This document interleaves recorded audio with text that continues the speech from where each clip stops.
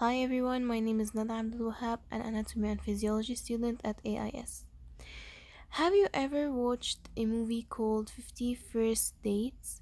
If you did, then you know that it talks about a woman who lives a repeated day every day of her life. Did you know that there is a woman who lives the same condition in the real world? Her name is Mrs. Michelle Philpotts. Mrs. Michelle Philpotts, 47, is a woman who lives in England and has no short-term memory since 1944. In other words, she lives the same day over and over again because her memory of the previous day is always wiped out. This happened to her as a result of the head injuries in two road accidents. Doctors have diagnosed her with an extreme case of anterograde amnesia. Anterograde amnesia is a devastating condition that could make a person permanently disabled. It is defined as the loss of ability to form new memories. Actually, patients with this form of amnesia, as Mrs. Michelle, have trouble recalling the day's events. Because anterograde amnesia mostly damages or affects the hippocampus, found in the median temporal lobe. The hippocampus is a neural structure in the medial temporal lobe of the brain.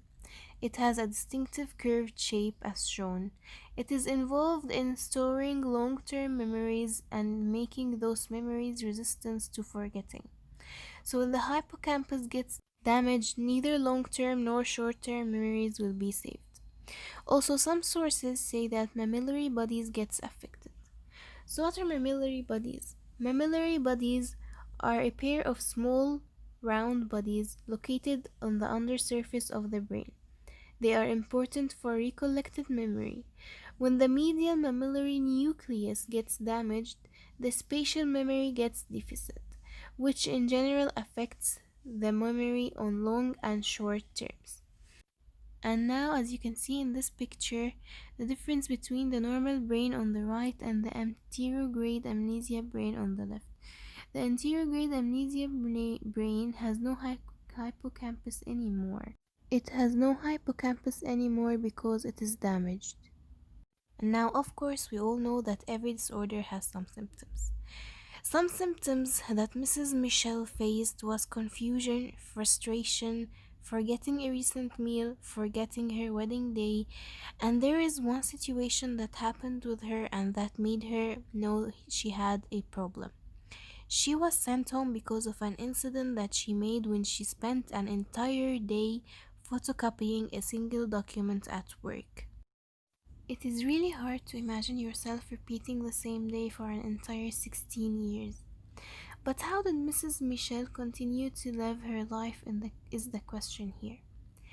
Actually, she used hundreds of post notes and set constant reminders on her mobile to help in remembering the things that she did on the previous day. She also rarely leaves her hometown to get to the local shops because she would eventually forget the route back home. Also, her husband Ian had played a big role in helping her with her disorder. He had to remind her every day with their wedding day, and he has to show her photos so she can believe him. He said once the secret to his happy marriage is patience.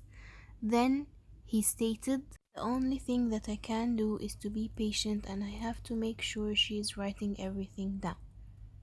Sure, it can be very frustrating for me, but I have to be patient and understand and accept that she struggles to remember. I get frustrated, but I have to keep calm because I love her. I've known her about 25 years, so I'm lucky we met before she had the accidents because she can remember me.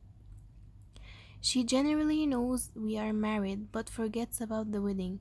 Luckily, we have lots of photos to remind her, otherwise, she would forget it all. She still remembers when we first met, it's just the day to day things she struggles to recall. And that's how Mrs. Michelle continued living her life with her husband, that played a really big role in understanding and helping her with her disorder.